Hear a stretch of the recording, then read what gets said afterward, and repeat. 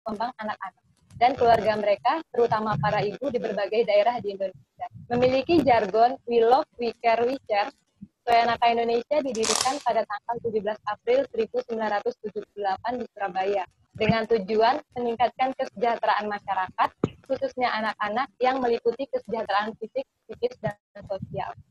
Soeanaka menjunjung tinggi hak-hak asasi manusia, berintegritas, memiliki nilai-nilai kemitraan, keterbukaan, kebersamaan, keberagaman, kejujuran, toleransi, bertanggung jawab, dan akuntabel. S. Sosial, W. Waskita, A. Asasi, Y. Yakin, A. Asah Asih Asuh, N. Netral, A. Andal, K. Kekeluargaan, A. Amanah. Sejak tahun 1978 sampai sekarang, Soeanaka Indonesia terus bergerak menebar senyum anak Indonesia. Mulai tahun 2011, Soeanaka mulai membentuk regional-regional, antara lain Soeanaka Surabaya, Soeanaka Jakarta, Soeanaka Jember, Soeanaka Malang, dan Soeanaka Bali. Bangsa yang besar adalah bangsa yang peduli pada penerusnya. Soeanaka percaya bahwa setiap anak di Indonesia berhak mendapatkan perhatian yang sama, sehingga mari bersama wujudkan generasi sehat dan cerdas tumpuan harapan. Oke, itu tadi profil dari Soeanaka Indonesia. Selanjutnya, kalau mengikuti webinar Soeanaka itu belum lengkap kalau kita belum ikut menyanyikan Mars Soeanaka Indonesia. Nah, di sini nanti akan diputarkan Mars, bisa mengikutinya.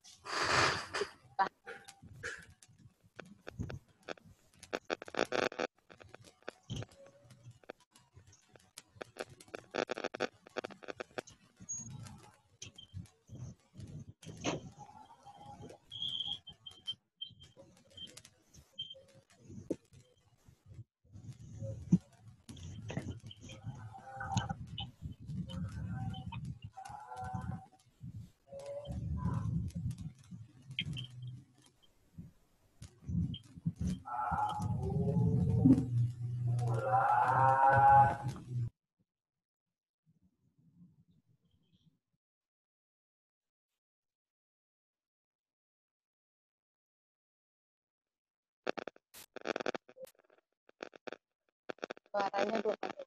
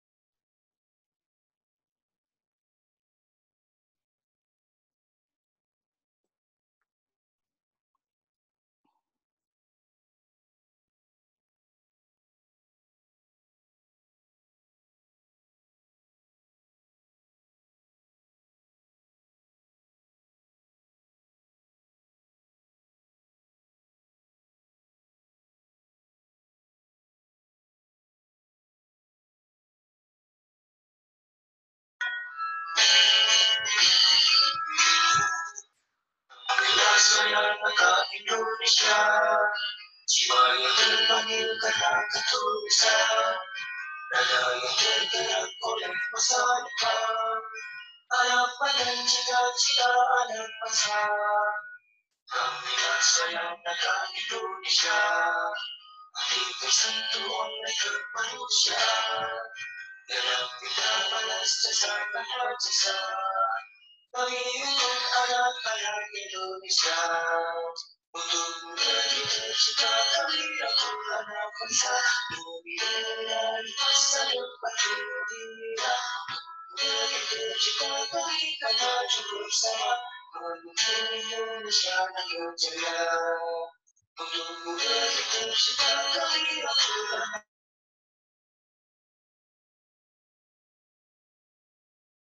Kita berikan maju bersama menuju Indonesia yang jaya. Menuju Indonesia yang jaya.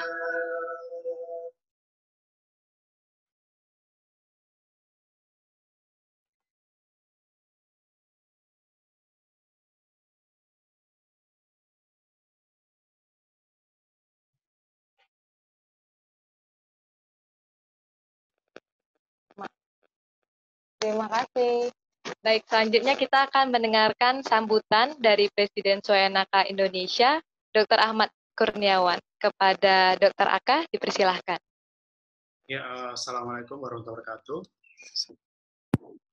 Untuk semuanya, terima kasih kepada Dr. Naziro sebagai MC dan moderator. Kemudian terima kasih juga pada Bu Wewe dan juga Dr. Adwina atas kesediaannya meluangkan waktu di malam hari ini untuk bisa berbagi dengan kita. Kemudian juga terima kasih pada para founder yang telah hadir pada malam hari ini dan juga teman-teman semuanya dari Soenaka maupun juga dari di luar dari Soenaka.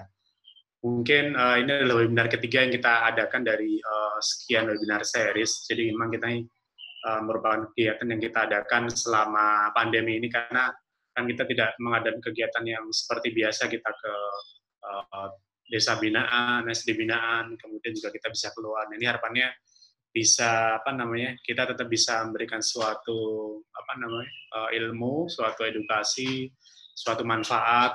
Karena kan seperti yang pernah saya bilang bahwa kita sebagai sebuah organisasi Soenaka ini akan eksis kalau kita tetap bisa memberikan sebuah manfaat pada banyak orang gitu. Jadi kita akan tetap hidup kalau kita bisa memberikan manfaat secara terus-menerus. Harapannya mudah-mudahan malam hari kita dapat ilmu mengenai kesehatan anak, kemudian juga psikologi anak. Karena saya sendiri merasakan kalau di rumah itu kan dengan 2 anak itu, kalau dulu mungkin 2 minggu sekali atau sebulan sekali kita ngajak anak-anak itu jalan ke kebun binatang atau ke taman gitu kan, ke mall. Sekarang kan kita belum bisa kemana-mana gitu kan, jadi di rumah aja itu mungkin menimbulkan suatu rasa bosan gitu terutama bagi kita, kemudian bagi anak-anak. Nah ini mungkin malam ini kita akan dapat suatu pencerahan ya, suatu ilmu ya. Ibu Wiwi ini seorang yang sangat luar biasa yang saya kenal dan juga inspirator bagi saya secara pribadi. Ya, terima kasih Bu Wiwi. Kemudian Dr. Wina ini dulu sahabat saya sejak kuliah kedokteran dan dulu bersama-sama kita mengawali Soenaka di Fakultas Kedokteran ya. Sekarang Dr. Wina ini bentar lagi menjadi spesialis anak. Ya mudah-mudahan kita doakan semoga lancar. Ya, mungkin sekian yang bisa saya sampaikan. Mudah-mudahan ada banyak ilmu yang kita bisa dapat dan mudah-mudahan silaturahim kita tetap terjaga sebagai anggota Soenaka antara founder, anggota dan juga yang lain, dan mudah-mudahan kita senantiasa bermanfaat bagi orang lain. Ya, terima kasih. Sekian dari saya. Mudah-mudahan bisa berjalan lancar. Assalamualaikum warahmatullahi wabarakatuh.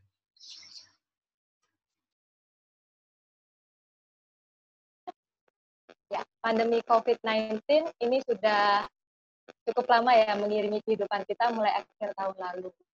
Dengan adanya pandemi ini, banyak hal-hal baru, sesuatu yang baru yang kita lakukan untuk mencoba beradaptasi. Seperti work from home, belajar di rumah, pembatasan sosial berskala besar, ataupun social distancing. Nah, itu pasti menimbulkan banyak efek yang dalam jangka waktu ini sudah sering terlihat efek-efeknya terhadap anak-anak. Mungkin anak-anak sekarang memang sekolahnya lebih banyak cenderung ke gadget, akhirnya mungkin bisa kecanduan gadget. Atau hubungan antar personal karena adanya social distancing sehingga ada efeknya ke hal tersebut. Maka dari itu penting untuk kita ketahui, walaupun dengan adanya pandemi COVID-19 ini, anak-anak itu harus tetap tumbuh baik secara sehat, baik secara mental maupun fisik. Pertama, kita akan mendengarkan materi atau kita akan ngobrol dengan Dr. Adwina. Beliau adalah biasa disapa dengan Dr. Wina. Beliau adalah dokter umum yang saat ini sedang mengambil pendidikan program spesialis ilmu kesehatan anak di Rumah Sakit Dr. Sutomo. Beliau ibu, juga dokter, memiliki anak umur 3 tahun dan suaminya pun sekarang sedang mengemban pendidikan. Tidak hanya terhadap masyarakat, tapi bahkan terhadap dokter pun banyak hal baru yang menimbulkan efek dari COVID-19. Terima kasih Nana atas kesempatannya dan sudah memperkenalkan sedikit tentang saya. Terima kasih atas kesempatannya kepada yang terhormat Ibu Dr. Nurwati, Ibu Dr. Siti Sundari, dan Ibu Maya. Izinkan saya untuk mempresentasikan PowerPoint saya, presentasi tentang kesehatan fisik dan mental anak di era new normal. Ini presentasinya lebih bersifat ke sharing, jadi nanti jika ada pertanyaan atau asupan, silahkan di-share. Baik, bisa kita mulai ya. Ya, pertama kita akan mengenal dulu tentang COVID-19. Apa itu COVID-19, gejala pada anak, dan bagaimana penularannya?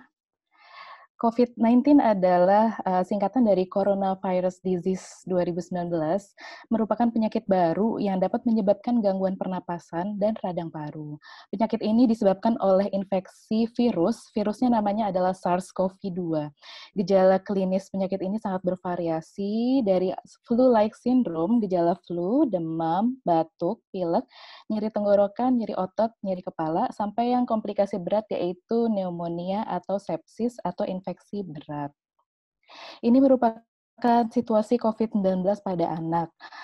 Secara umum di dunia ini, proporsi anak dengan COVID di dunia ini memang sedikit ya, kurang dari 5%.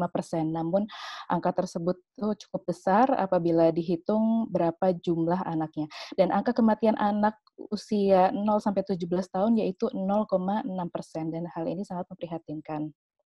Ini merupakan data COVID-19 di Indonesia yang dilansir dari situs covid19.go.id yang terbaru tanggal 3 Juli kemarin sore, di mana kasus konfirmasi atau confirm swab positif itu semakin lama semakin bertambah. Untuk populasi anak sendiri, yaitu anak usia 0 hingga 18 tahun, jumlah kasus positif pada anak di Indonesia yaitu sebesar 8%. Hal ini, 8% ini sekitar 3.400 anak, dengan jumlah angka kasus meninggalnya yaitu sebesar 1,7%, di mana anak balita yaitu 0-5 tahun yaitu sebesar 1,1%. Angka ini merupakan angka kematian yang tertinggi di ASEAN, sehingga kita wajib turut prihatin dan harus turut serta dalam berperan mencegah percepatan pencegahan COVID-19 ini pada anak. Hal ini menunjukkan bahwa anak Indonesia itu tidak terlindungi dengan baik, atau anak di Indonesia itu memiliki kerentanan khusus terhadap COVID-19, karena angka ini merupakan angka anak dengan kasus meninggal tertinggi di ASEAN.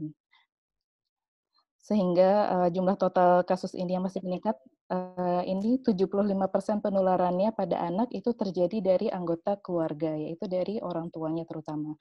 Sehingga anak-anak dapat dikatakan sebagai korban yang tidak terlihat.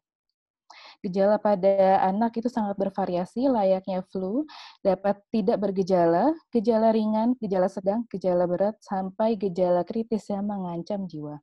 Pada anak yang tidak bergejala, anak tidak ada keluhan apapun. Pada gejala ringan, gejalanya seperti demam, batuk pilek, nyeri tenggorokan, seperti layaknya influenza. Gejala sedang, anak dapat mengalami sesak napas atau kesulitan bernapas, serta napas cepat.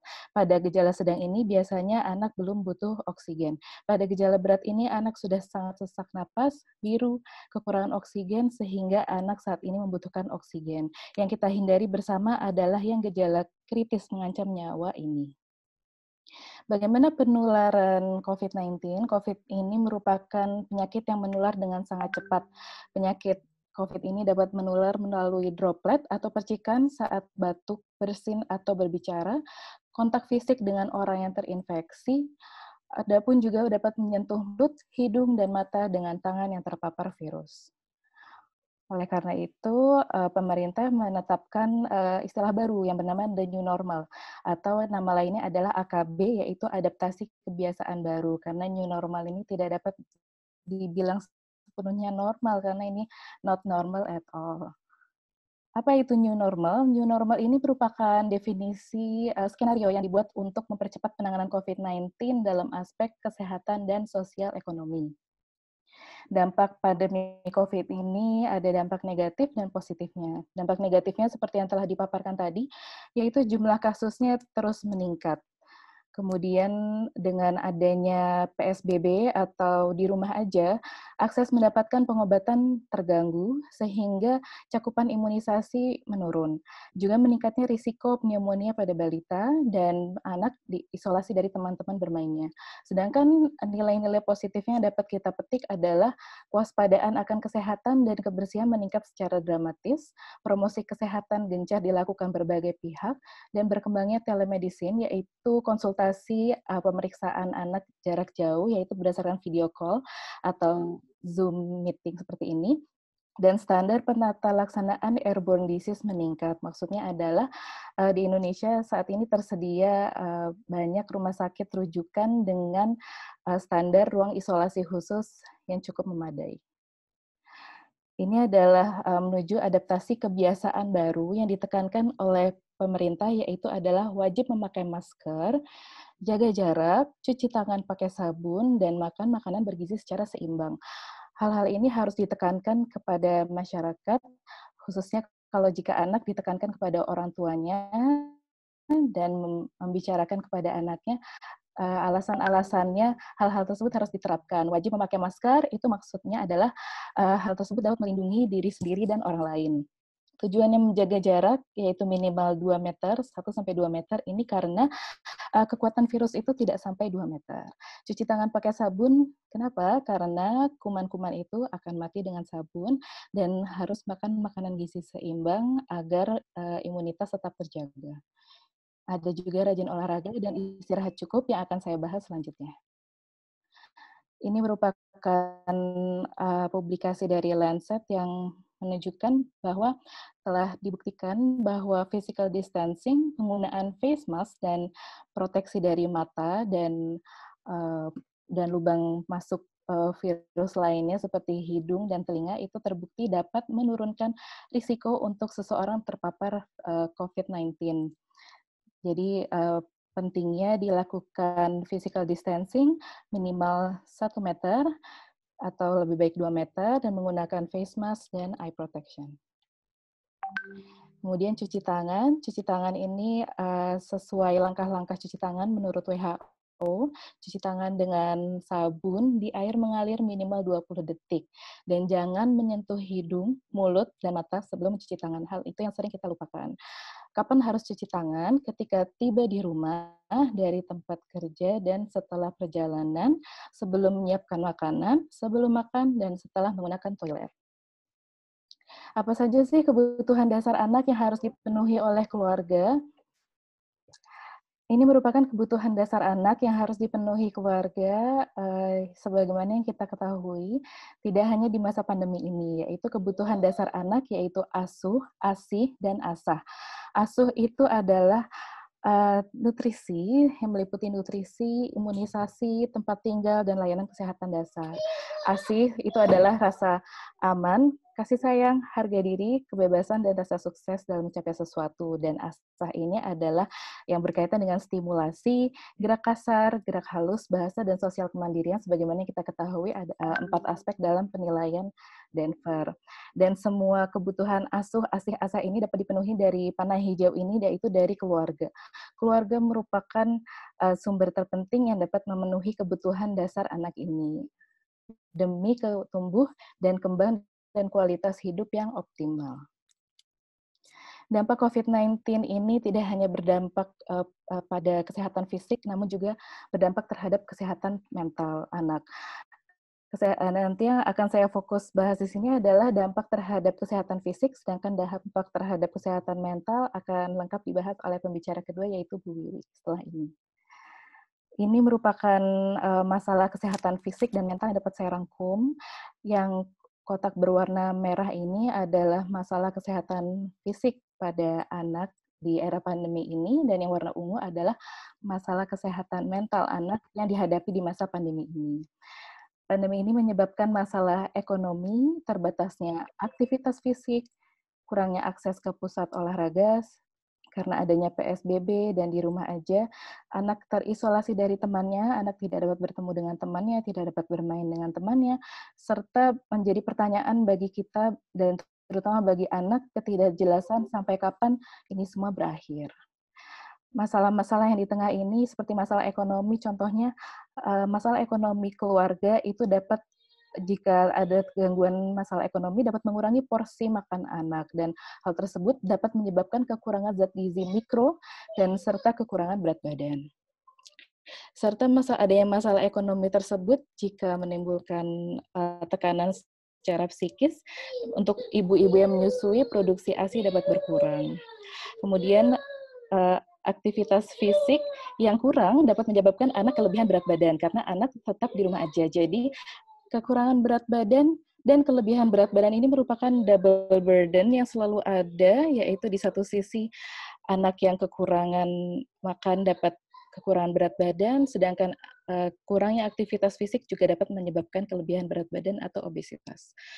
Kemudian kurangnya akses untuk keluar dapat menyebabkan orang tua itu sulit dan enggan untuk membawa anaknya periksa ke rumah sakit, bahkan untuk imunisasi sekalipun. Nanti akan kita bahas bagaimana cara mengatasinya.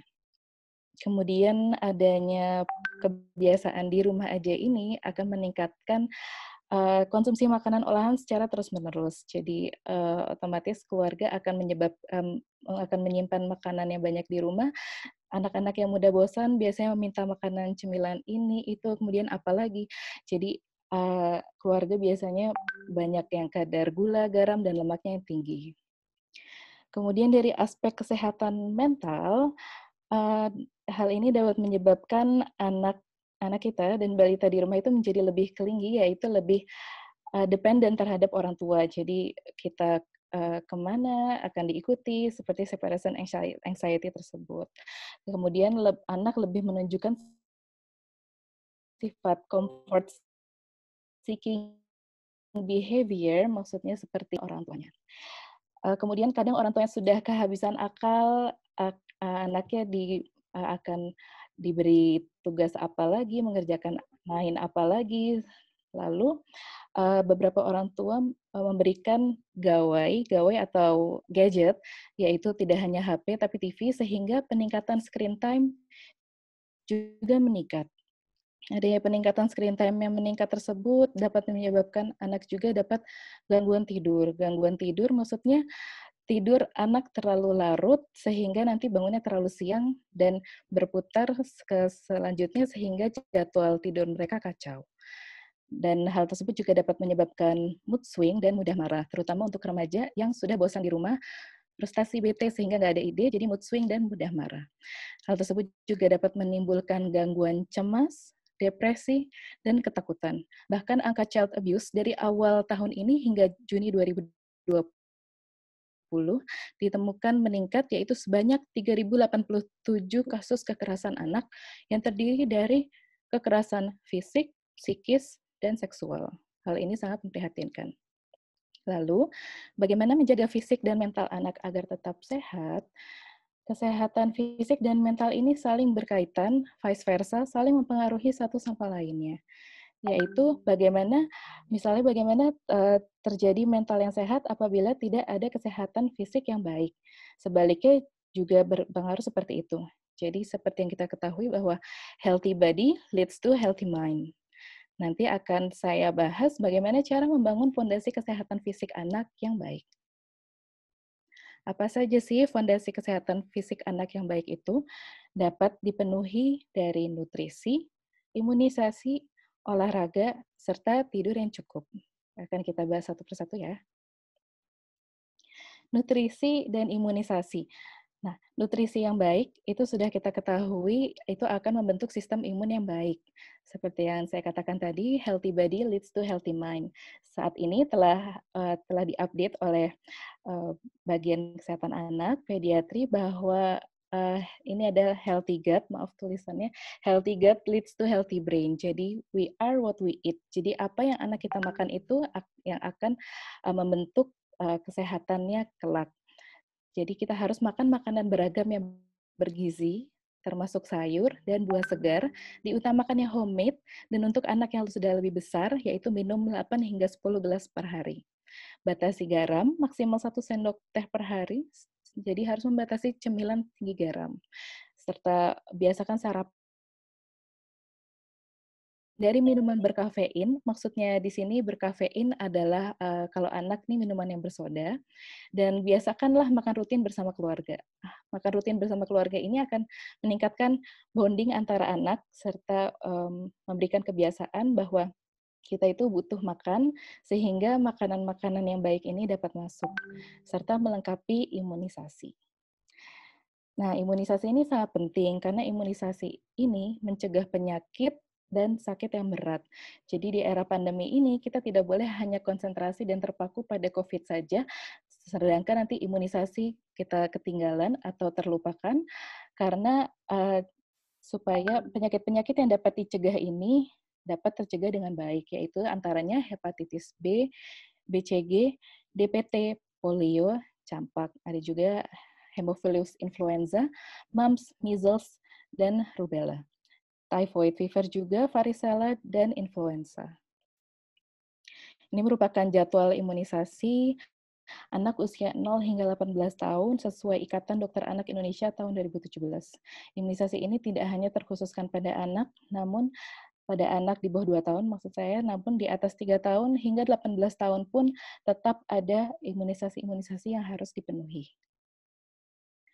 Yang banyak jadi pertanyaan orang tua sekarang adalah, "Dok, bagaimana saya apakah harus tetap kontrol ya, Dok, pada tanggal sekian? Karena ini waktunya kontrol, tapi saya takut ke rumah sakit karena COVID." Nah, bagaimana cara mengatasinya? Saat ini sudah tidak sedikit, hampir semua, bahkan rumah sakit atau klinik yang menerapkan pemisahan antara pasien COVID dan non-COVID, terutama pada rumah sakit ibu dan anak yang terpisah dari pasien dewasa. Pasien anak sendiri ada triase, yaitu screening pemisahan antara pasien COVID dan non-COVID. Jadi di pintu masuk biasanya orang tua itu lebih dahulu telepon atau WA atau SMS, saat ini sudah modern ya. Jadi kita bisa menanyakan apakah rumah sakit ini memisahkan pasien yang sehat dan pasien yang sakit. Pasien yang sehat maksudnya pasien yang akan imunisasi. Pasien sakit misalnya ada gejala batuk atau panas, kemudian ada riwayat kontak atau bepergian, nah itu akan dipisahkan. Nah, jika sudah rumah sakit tersebut ada pemisahan seperti itu, kita bisa datang ke rumah sakit tersebut dengan menanyakan dulu apakah vaksin tersedia di rumah sakit tersebut. Kemudian jika sudah datang, tetap terapkan protokol kesehatan, yaitu dengan tetap memakai masker, cuci tangan, dan jaga jarak.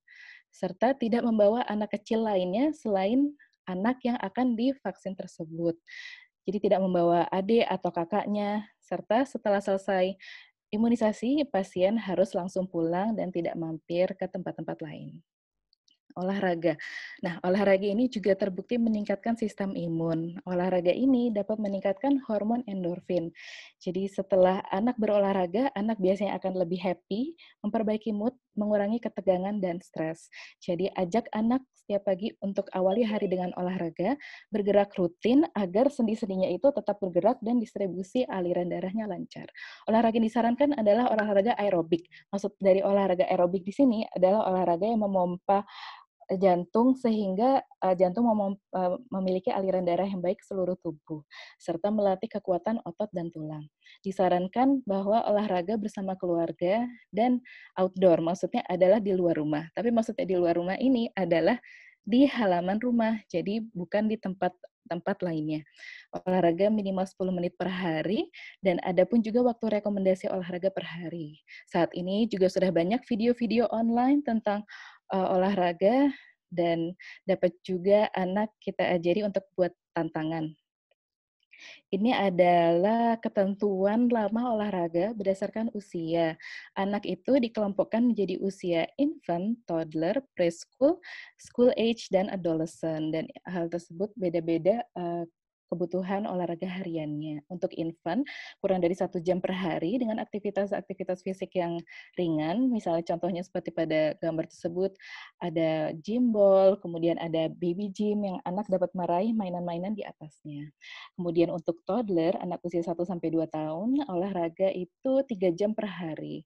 Nah, ini dengan intensitas ringan, sedang, dan berat. Jadi intensitas ringan itu maksudnya olahraga, maksudnya aktivitas di dalam rumah pun itu juga dihitung sebagai aktivitas.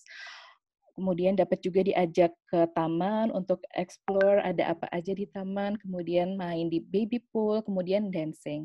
Untuk preschool ini 1 jam disarankan seperti menendang bola, melempar dan menangkap bola, berkebun, mencuci mobil, lari ataupun skipping. Kemudian untuk school age sama 60 menit, untuk adolescent sama juga 1 jam. Waktu tidur yang cukup, ini juga sangat menentukan imunitas tubuh seseorang. Ini telah dikelompokkan berdasarkan usia-usianya, jadi bagi yang sudah punya anak, bisa dilihat anaknya berada di rentang usia yang mana, jadi untuk lihat apakah kebutuhan tidurnya sudah terpenuhi atau belum. Jadi waktu tidur itu sangat penting, dan menciptakan rutinitas sebelum tidur yang menyenangkan, itu juga sangat penting. Ini adalah screen time recommendations berdasarkan American Academy of Pediatrics, dikelompokkan 18 months or younger, 1,5 tahun hingga 2 tahun, dan di atas 2 tahun. Untuk anak kurang dari 1,5 tahun, aktivitas screen time itu tidak dianjurkan sama sekali, kecuali dalam bentuk video chat atau video call. Jadi yang ada interaksi atau responsif, interaksi dua arah timbal balik. Sedangkan untuk anak hingga 2 tahun, itu tidak disarankan screen time, namun jika dibutuhkan screen time harus didampingi anaknya. Dan itu screen time tidak lebih dari 1 jam per hari. Kenapa dibatasi seperti itu? Karena screen time yang lebih dari waktu yang disarankan ini dapat meningkatkan risiko anak obesitas karena aktivitas fisiknya kurang, otomatis anak akan terpaku di depan layar, serta dapat menyebabkan gangguan tidur dan poor performance di sekolah. Ini merupakan aplikasi bernama Primaku. Untuk yang sudah tahu mungkin ini adalah aplikasi yang disarankan oleh Ikatan Dokter Anak Indonesia. Aplikasi ini sangat mudah digunakan dan dapat di-download di Play Store atau App Store. Kemudian ini ada banyak aspek yang sangat lengkap dibahas di sini, jadi sangat membantu terutama di era pandemi ini, karena melingkupi ada pertumbuhan, perkembangan, imunisasi, serta ada artikel-artikel terkini. Jadi jadwal imunisasi di sini lengkap sesuai usianya apa saja. Jadi nanti kita akan tahu yang sudah yang belum apa. Kemudian ada grafik pertumbuhan, perkembangan, serta artikel terkini termasuk COVID-19 yang saat ini sedang ramai dibicarakan. Sehingga take home message untuk kesehatan fisik anak kali ini adalah lindungi keluarga Anda dari COVID-19 dengan cara tidak melakukan penundaan imunisasi, cukup tidur atau istirahat, olahraga, dan terpapar cukup sinar matahari minimal selama 15 menit pada jam 10 hingga 2 siang, serta lakukan pemantauan tumbuh dan kembang anak, ajari anak untuk memakai masker, jaga jarak fisik dari orang lain, makan makanan bergizi seimbang, serta menerapkan pola hidup bersih dan sehat. Tingginya perhatian berbagai kalangan ini dapat menjadi momentum untuk meningkatkan pelayanan kesehatan bagi seluruh anak Indonesia. Ini adalah message dari guru-guru saya di Ikatan Dokter Anak Indonesia. Masalah kesehatan anak di bidang respirologi bukan hanya COVID-19. Ingatlah, pembunuh utama balita kita yaitu pneumonia, tuberkulosis, dan asma yang terus meningkat. Sehingga advokasi-advokasi yang tidak boleh dilupakan, seperti contohnya stop pajanan asap rokok pada anak, itu harus tetap konsisten dijalankan. Ini adalah notes dari guru saya di Divisi Tumbuh Kembang. Kondisi normal baru ini harus diwujudkan sebagai kesempatan untuk membawa anak Indonesia menjadi generasi yang lebih tangguh dalam kualitas kesehatan, pertumbuhan, perkembangan, dengan penanaman nilai moral dan kasih sayang sejak dini untuk persatuan dan kesatuan bangsa. Kebutuhan utama anak yaitu asuh, asih, asah untuk tumbuh kembang optimal itu tidak berubah. Kitalah sebagai orang tua yang perlu berubah agar kebutuhan tersebut dapat tetap terpenuhi. Sehingga adaptasi kebiasaan baru ini tidak membenarkan yang biasa, tetapi membiasakan yang benar. Terima kasih. Ya, terima kasih kepada Dr. Wina sudah mau share ilmunya ya ke kita. Jadi Sama-sama. kita semua sudah bisa memahami bagaimana cara menjaga kesehatan anak secara fisik, walaupun kita berada di pandemi COVID saat ini. Tetap lakukan imunisasi, tetap makan makanan bergizi, tetap olahraga, dan istirahatnya yang cukup. Nah, sebelum melanjutkan ke materi selanjutnya, saya mau mengingatkan lagi kepada seluruh peserta yang tidak berbicara atau selain pemateri, harap untuk mematikan mic-nya agar tidak ada disrupsi suara. Kemudian nanti di akhir kita akan ada foto bersama, jadi untuk kepada seluruh peserta bisa mengaktifkan screen-nya. Oke, selanjutnya kita akan memasuki atau mendengarkan ya, sharing dari pemateri yang gak kalah kece dari Dr. Wina, ada Ibu Maria Agnes Rosni Pratiwi, psikolog. Beliau adalah seorang praktisi di Biro Psikologi Arwista di Rungkut, Surabaya, yang fokus kepada anak remaja dan keluarga. Saat ini beliau juga bergabung di layanan psikologi online di 199 Extension 8 untuk mendampingi masyarakat yang mau curhat di masa pandemi. Untuk Ibu Wiwi, kami persilakan. Terima kasih, Mbak Naziro. Saya mau memperbaiki bukan 199, tetapi 119 dengan extension 8. Ya, nggak apa-apa. Karena itu memang program dari pemerintah pusat ya, untuk membantu secara psikologis melalui online. Jadi memang banyak yang mendapatkan dampak pandemik ini ke kejiwaan dan membutuhkan cara bagaimana menyampaikan secara online karena tidak mungkin ketemu.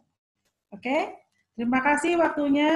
Makasih Dr. Wina, banyak bagus banget itu materinya. Jadi saya nanti bisa gabung-gabungin lagi ya, boleh ya? Ya Ibu, siap. Makasih juga buat yang sudah datang. Terus terang saya ini anggota Soyanaka juga yang cukup lama, tahun 86 rasanya. Cukup lama, jadi ketemu dengan founder juga sudah lama juga. Boleh silakan masuk materi.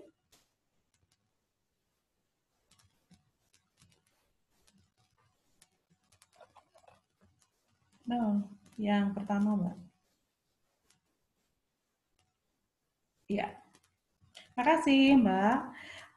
Saya ini kali yang kesekian juga menemani teman-teman Soyanaka untuk memberikan informasi secara psikologis dan saat ini saya mendapatkan tugas bagaimana mendampingi anak-anak Indonesia dalam masa pandemi COVID-19 menuju era normal yang baru ya.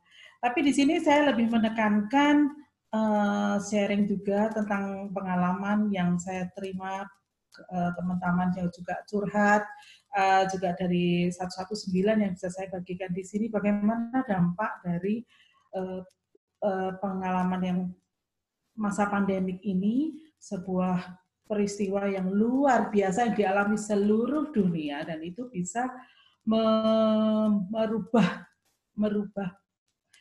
segala perilaku. Tetapi saya juga ingin menekankan bahwa Soyanaka itu tetap intens untuk menemani anak-anak Indonesia dalam perubahan apapun, situasi apapun, dan tetap dengan tujuan berbudi yang luhur. Jadi apapun yang terjadi, kita tetap pada tujuan dari Soyanaka sendiri dan mendampingi anak-anak yang berjiwa berbudi yang luhur. Oke, lanjut, Mbak. Next. Nah, perubahannya itu sangat cepat. Kita tahu sendiri. Dari berteman sangat akrab di sekolah, ketemu di sekolah, sudah ditunggu-tunggu kepingin ketemu dengan guru, sekarang berubah. tidak boleh ke sekolah, jadi tidak bisa ketemu guru, tidak bisa ketemu sahabat-sahabatnya, tidak bisa berbagi cerita, menunjukkan pensil yang baru, menunjukkan buku yang baru, menceritakan drakor-drakornya yang pokoknya banyak sekali yang menjadi berubah. Dan itu membutuhkan kemampuan menyesuaikan diri dengan sangat baik. Perubahan yang sangat cepat itu justru yang berat adalah di orang tua. Selain anak-anak ya, orang tua itu dia harus tetap stabil. Karena dengan kestabilan seharusnya adalah untuk mendampingi anak-anak adalah dengan kestabilannya ini.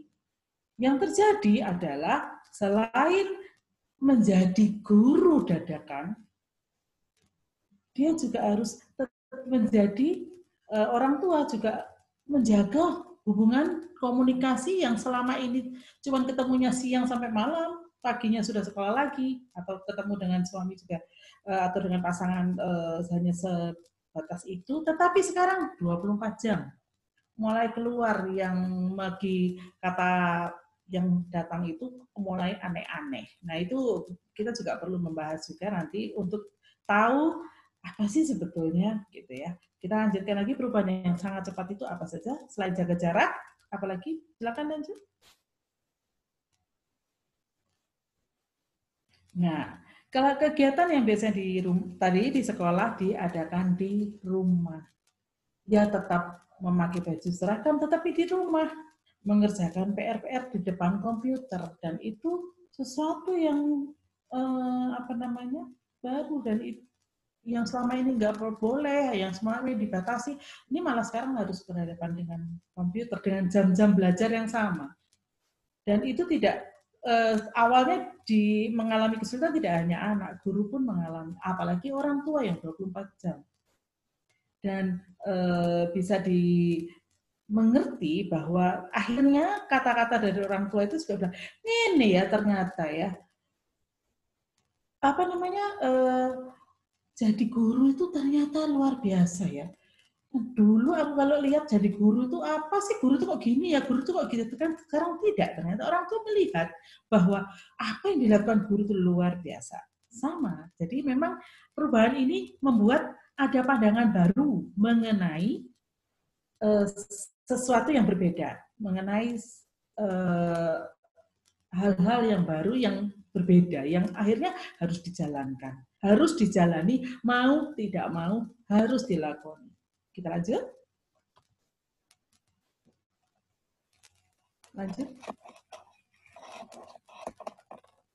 Nah, contoh yang tadi Dr. Wina juga bilang, bermasker. Memang bermasker itu perlu sekali dan memang kita harus menjalaninya. Tetapi anak disuruh bermasker, orang tua tidak bermasker, itu tidak benar. Jadi kalau memang kita mau menjaga kesehatan itu, all out itu orang tua harus memberi contoh. Baru anak mengikuti.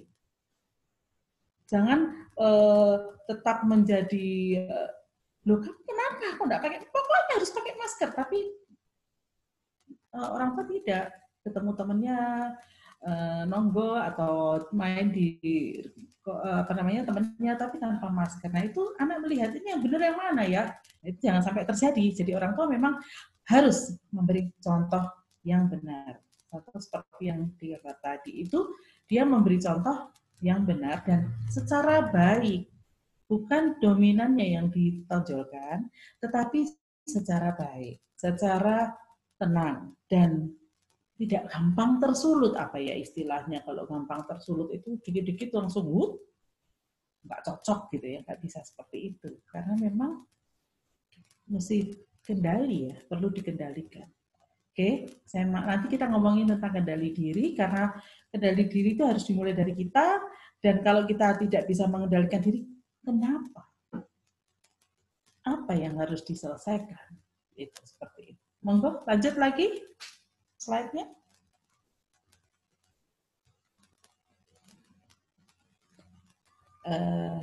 Mbak, ya.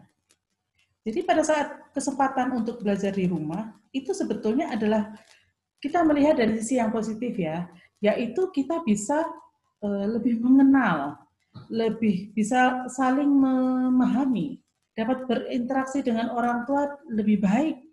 Orang tua belajar mengenal anak, wataknya, maunya, seperti itu. Lalu saling menyesuaikan diri. Nah, belajar di rumah dengan menggunakan gadget itu memang diwajibkan ya, karena di sekolah juga melakukan melalui itu karena kita belum boleh ketemu kan. Tetapi kadang-kadang hal ini bisa menjadi alasan orang tua untuk biar anak nggak rewel, diperpanjang tuh. Boleh pakai, ya nggak apa-apa kan, ayo ya Maya, ya sudah daripada rame deh. Gitu. Lalu si anak juga belajar terus memakai gadget dan itu memakai kesempatan untuk jalan-jalan di situ, mencari informasi apa saja.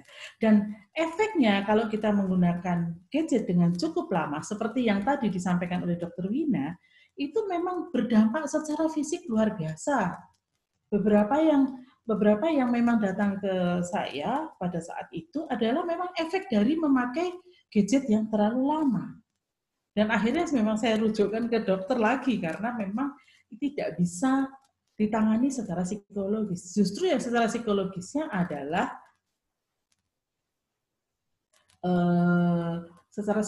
adalah dengan dia tidak bisa mengontrol diri untuk tidak memegang gadget. Dan itu akhirnya menjadi kontra karena yang satu tidak boleh memakai gadget, yang satunya harus, aku pokoknya main itu. Kalau enggak, aku nggak mau belajar. Kalau enggak, aku nggak mau makan. Seperti itu. Nah, hal-hal yang kecil-kecil itu akan bertemu di rumah pada saat ini. Dan itu dampaknya memang perlu ada orang ketiga ya yang untuk bisa menjadi penengah. Jadi kalau misalnya anak-anak mengalami masalah dengan gadget, itu berarti dia butuh orang lain yang bisa memahami dia. Dan butuh orang lain juga yang bisa membantu orang tua menangani anaknya. Jadi memang butuh waktu dan itu terjadi pada saat yang bersamaan, gitu ya. Yuk lanjut lagi. Halo, yuk Mbak.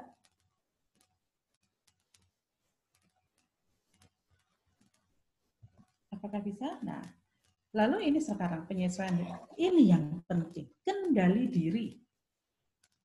Bagaimanapun kita orang tua itu harus membantu anak-anak, mengantar anak-anak untuk bisa melewati masa yang sulit ini dengan baik. Lalu membantu juga mengantarkan anak-anak menjadi anak yang bertanggung jawab pada dirinya sendiri. Kalau kita belum memiliki kendali diri, kita perlu belajar mengendalikan diri, baik melalui terapi ataupun bertanya kepada yang mengerti tentang itu, misalnya pada profesional yang bisa membantu mengatur, mengendalikan diri. Karena sebetulnya kendali diri itu bisa kita lakukan karena kita bisa menyiapkannya. Dan kita menyelesaikan masa lalu.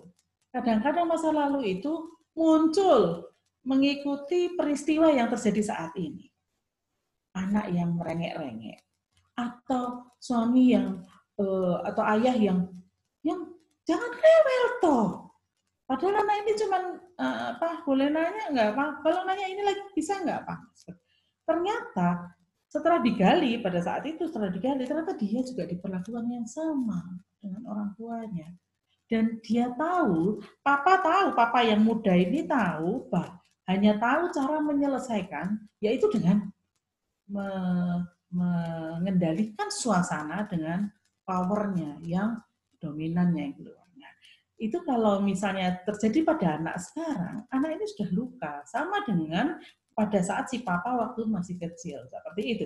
Itu terjadi berpola dan berulang. Dan kendali diri ini sangat penting untuk bisa memutuskan pola itu.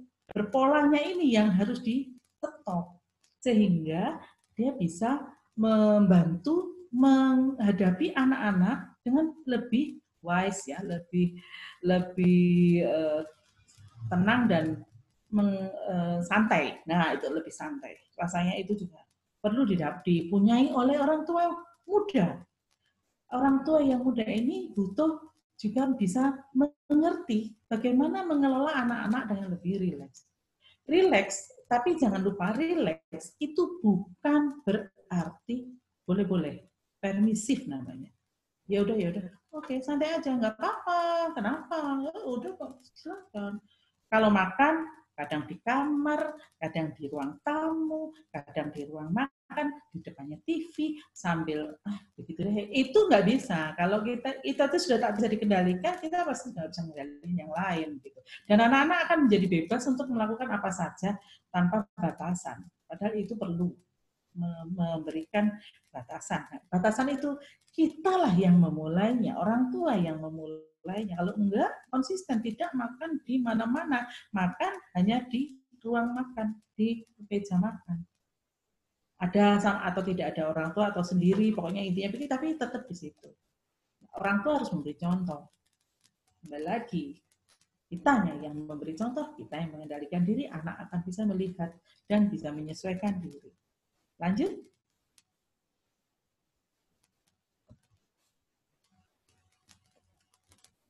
Seperti tertulis sini, orang tua adalah contoh yang paling pertama dilihat oleh anak-anaknya. Anak-anak yang masih dalam masa pertumbuhan akan meniru apapun yang dilakukan orang tuanya. Kegiatan meniru ini biasanya akan menjadi kebiasaan yang dibawa hingga dewasa. Jadi, yang terjadi pada anak kita itu karena andil kita juga. Baik ataupun buruk, itu ada andil kita. Contoh misalnya, anak dititipkan ke neneknya. Nenek bilang, kalau sudah makan nasi, nanti ya, makan es krimnya nanti ya, setelah makan nasi kira-kira jam 3. Gitu. Sudah makan siang, es krimnya jam 3 ya. Tapi di rumah, Ma, aku mau es krim, ambil aja. Nggak sama kan berarti? Nggak sama antara peraturan orang tua dan nenek atau kakeknya dan peraturan ibu bapaknya si anak. Nggak sama. Anak mau nyari yang mana? Anak mesti mengambil yang paling menyenangkan bagi dia. Dan itu berarti tidak konsisten. Jadi kalau memang mau mengajari anak untuk apa yang baik, kita dulu. Kalau kitanya tidak benar, ya anaknya pasti melihat tuh seperti yang tadi tertulis di situ adalah contoh.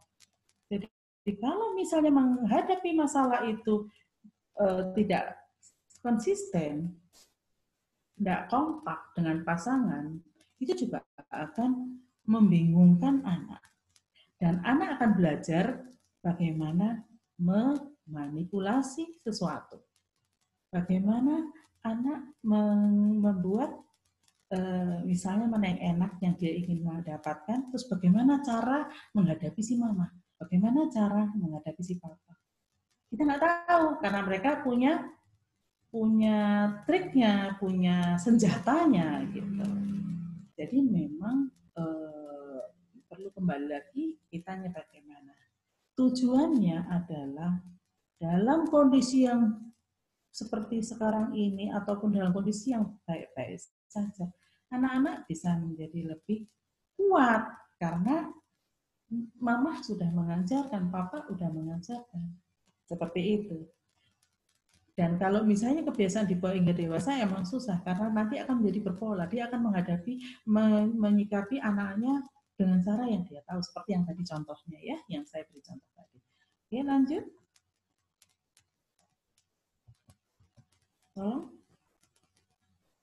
Nah, di masa seperti yang pandemik ini kelihatan sekali bagaimana kontrol dari orang tua dan pada anak. Bagaimana itu kita memberi mengasuh dan mengajari anak-anak. Contoh misalnya yang tadi bagaimana gadget supaya tidak kecanduan.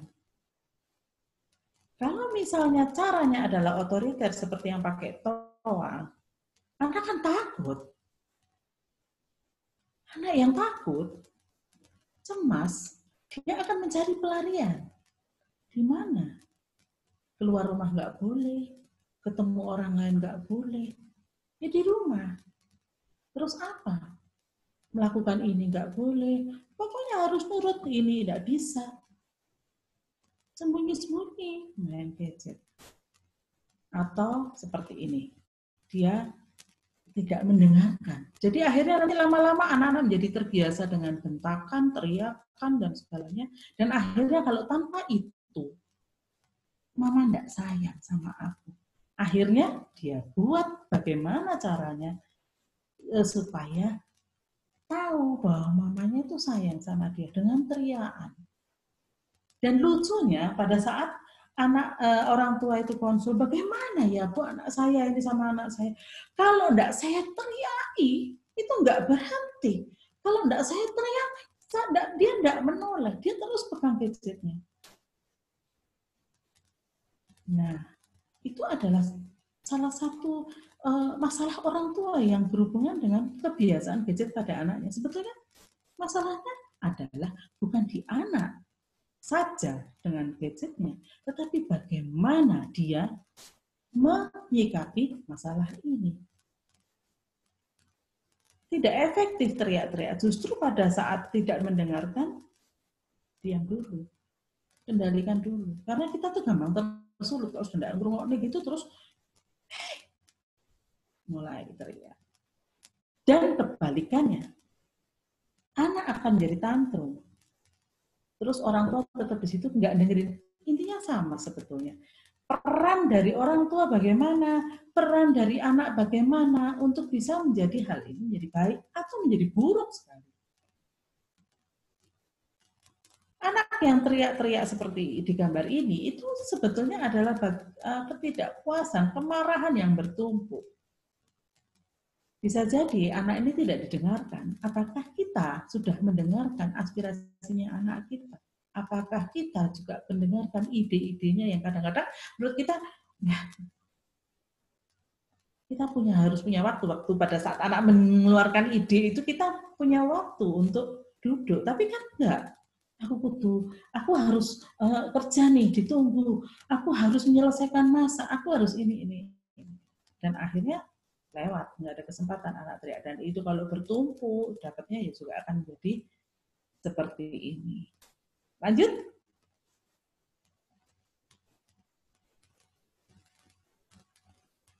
Sebetulnya kita bisa membagi waktu, karena memang benar, di rumah saja, itu kalau pada hari pertama, minggu pertama, itu memang bingung. Apa yang terjadi, kenapa gini, tidak boleh, takut, semuanya takut. Tapi kalau kita bisa mengendalikan diri, kita nomor satu adalah anak. Ini perlu ditemenin. Anak perlu diapresiasi. Dan saya melihat banyak sekali, kan di Facebook ada ya, teman-teman sekolah itu bisa menampilkan gambar hasil karya anak-anak. Itu apresiasi secara online. Tapi bentuk apresiasi yang sangat bagus. Bukan terus ditinggal begitu saja. Mungkin kalau kita masih ada dana atau kita punya yang kreatif, misalnya dipasang di figura atau apa sebagai hasil kerja dari anak kita, itu diapresiasikan dengan cara yang sederhana.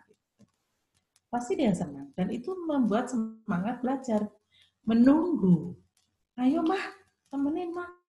Ya sebentar ya, mami nyelesain ini, kamu di sini dulu bikin PR-nya atau apa yang ditugaskan, nanti mama menemani. Itu jauh lebih tenang. Nggak mungkin, Bu, sumpah. Bu, banyak sekali yang harus aku kerjakan. Mana harus cari uang, dan itu memang kendala ya. Mohon maaf orang tua ya, tetapi jangan salah, anak tidak perlu mendapatkan dampak yang begitu besar karena dia masih bertumbuh. Dia butuh tempat, butuh kesempatan untuk bisa menjadi full. Dan itu perlu menyadari, orang tua menyadari tentang hal itu. Kesadaran yang sesungguh-sungguhnya itu ya, hari ini, setiap hari harus menyampaikan bahwa hari ini anakku harus mendapatkan asupan cinta yang cukup besar. Aku harus memberikan cintaku kepada anakku supaya dia bertumbuh dalam situasi yang seperti ini menuju ke new normal itu dengan kondisi yang kualitasnya tetap bagus. Itu kan yang kita mau untuk anak kita. Oke, lanjut.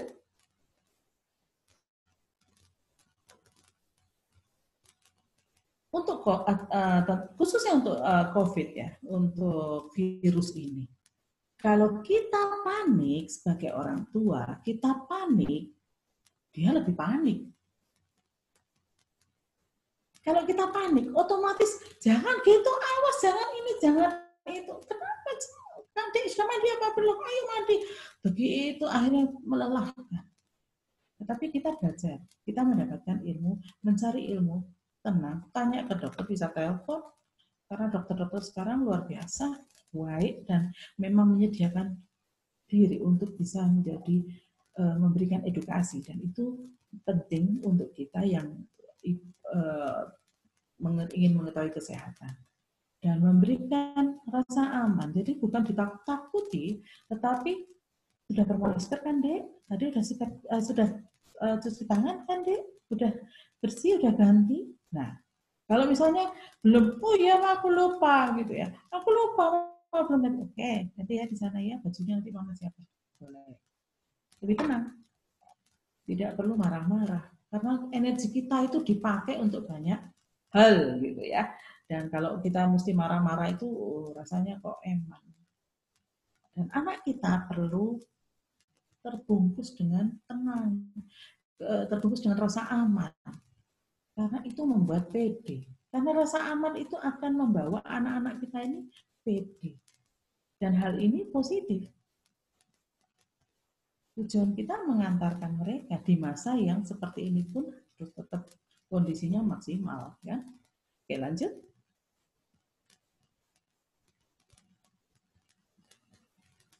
Nah, ini nih beberapa tips ya. Beberapa tips yang supaya tidak jenuh. Ya, nomor 1 itu setiap anak itu beda dan unik dalam menyikapi, merespon kejenuhan. Ada yang memang orangnya, anaknya ini, maaf, tipe tekun. Duduk dengan menulis, itu sudah biasa. Tapi ada anak yang tidak bisa seperti itu. Kalau jenuh bingung. Makan, nah ini pasti dia mengalami. Anak-anak doyan makan sekarang ini. Dan seperti yang dikatakan Dr. Wina tadi, tingkat obesitas tinggi. Karena memang hidupnya tidak banyak gerak. Di tempat dan makan. Lalu misalnya yang lain lagi adalah mendengarkan pendapat dia. Minta pendapatnya dia, apa yang menjadi tidak nyaman, punya waktu untuk bicara. Itu kita bisa membantu si anak mengeluarkan unek-uneknya. Terus misalnya kita menyikapinya ya dengan membiarkan dia bercerita sampai selesai. Jangan sok tahu, misalnya gini, Mama, aku ini sebetulnya kepingin ketemu. Oh si itu ya, halah nggak usah, nah itu lo nakal, nggak perlu. Lo bukan gitu, Ma. Yang ini loh, Ma, yang aku tuh mau tanya tentang. Nggak ada itu nanti tak omong nambah mamanya wes ya. Diputus. Mau ngomong nggak boleh. Mau ngomong itu diputus. Nah, itu membuat tidak menjadi unek-unek. Akhirnya jadi marah yang bertumpuk gitu kan. Itu salah satu supaya kita anak menjadi tidak jenuh ya, kita membiarkan dia cerita. Membuat dia bercerita itu selain unek-uneknya lepas, dia juga menjadi punya banyak kosakata yang baru, yang baik.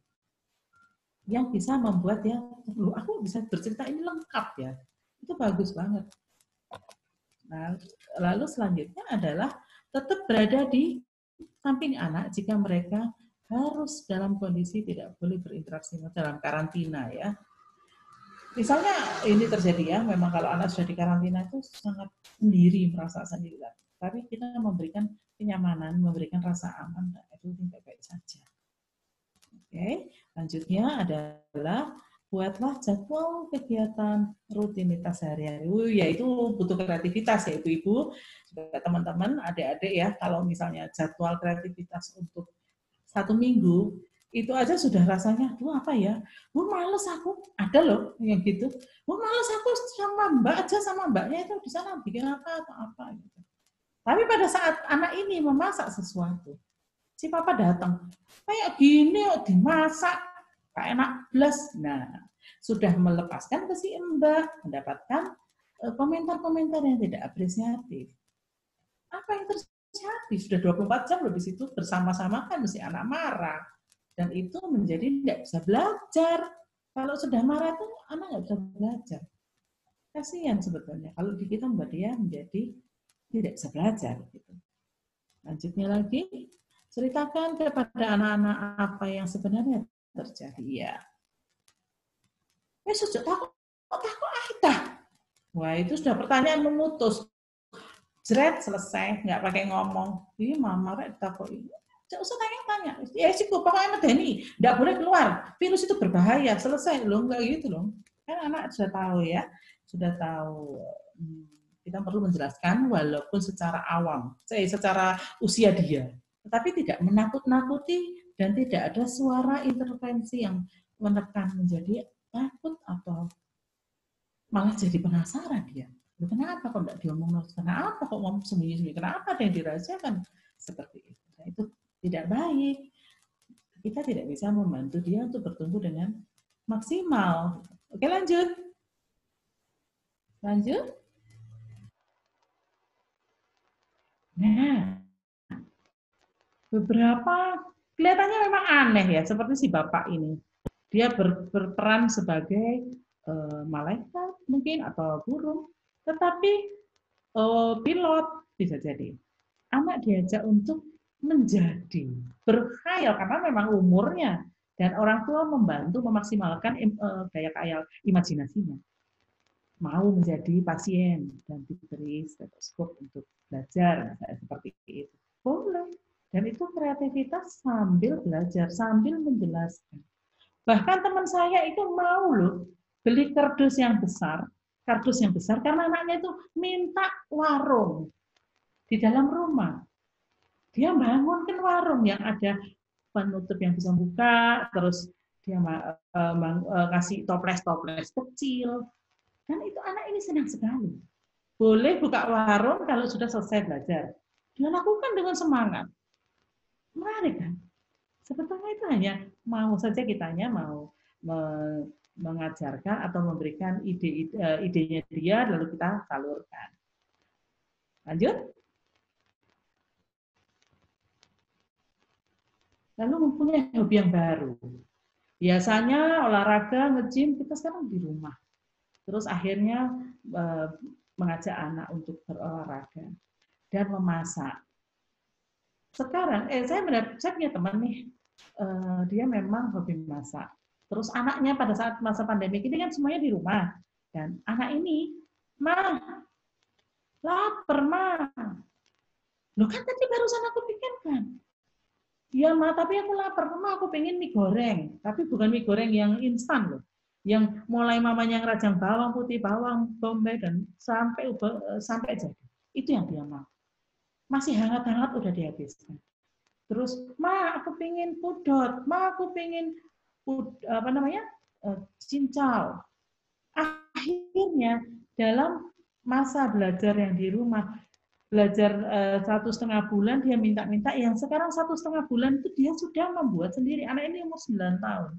"Ma, aku pengen bikin es hijau es palu butung ya kalau nggak salah itu namanya yang hijau itu, pisang hijau itu dia bikin sendiri. Dia langsung pagi itu menyediakan untuk mamahnya, untuk kakaknya, untuk papanya dan untuk dia. Seperti biasa, matematikanya bermain. Dia lebih banyak 3 dibandingkan yang lain. Jadi ini punya aku karena aku yang bikin. Menjadi menurut saya sih itu kreatifnya bagus banget dan dia sudah bisa membantu mamahnya menyiapkan sarapan untuk papanya yang bisa dibawa ke kantor. Nanti tak bikinkan sarapan papa, mama istirahat aja dulu. Dan itu bagi saya, wah itu luar biasa.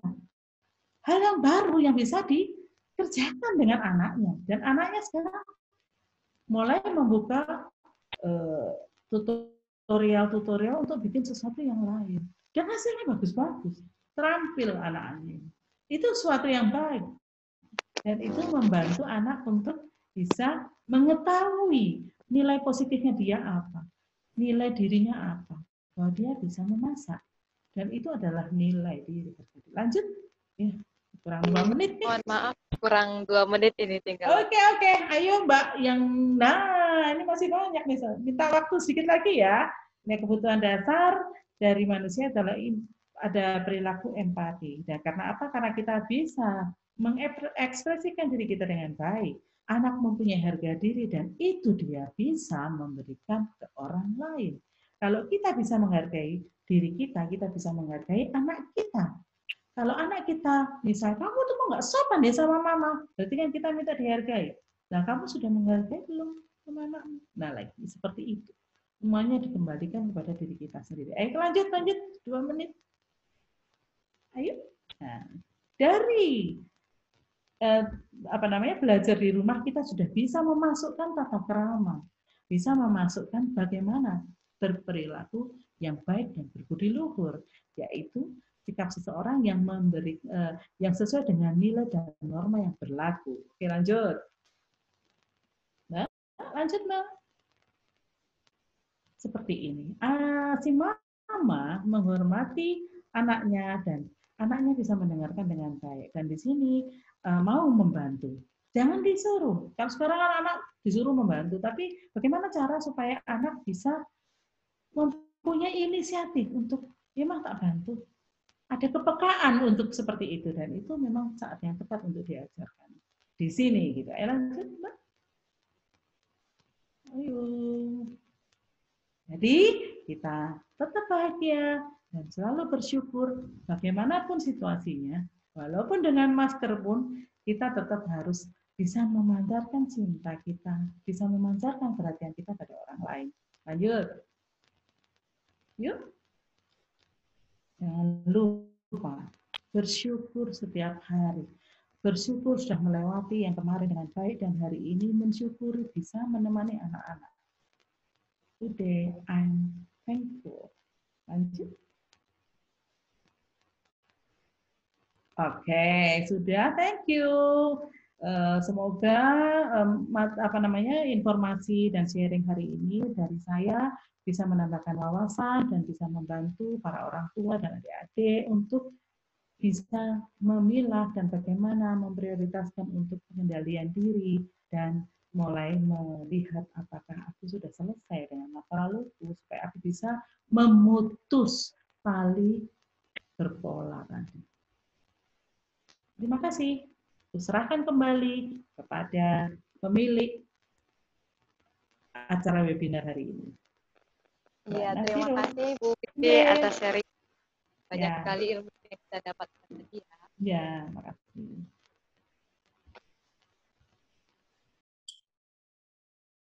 Oke.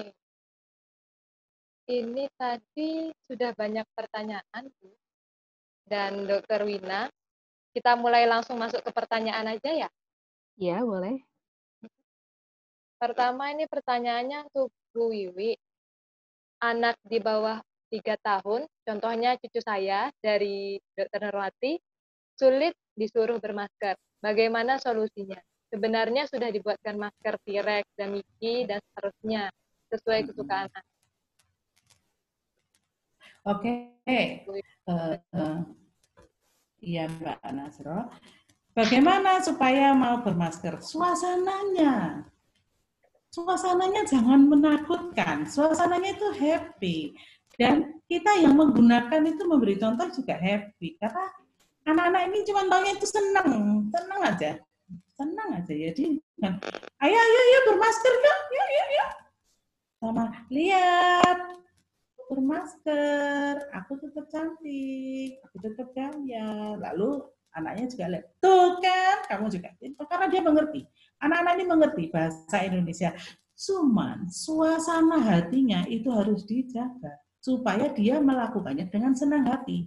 Dan anak-anak umur 3 tahun ke bawah itu orang yang spontan. Anak yang spontan, tidak suka ya dicopot, tidak mau ya dicopot. Itu saja. Jadi sabar, si mama harus sabar, nenek juga harus sabar, dan melakukannya juga dalam situasi yang menyenangkan.